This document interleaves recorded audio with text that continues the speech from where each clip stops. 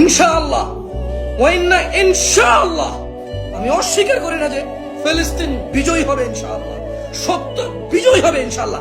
আমার মতো গরু ছাগলে করবে না, আমার মতো বেনামাজি সম্প্রদায় করবে না ওটাকে, আমার মতো সুদখোর ঘুষখোর বাটপার যে কোরআন পর্যন্ত পড়তে জানে না, আল্লাহ নবীর ছেলে সন্তান কয়জন সেটা জানে না, আমার মতো গরু ছাগলটাকে স্বাধীন করবে না।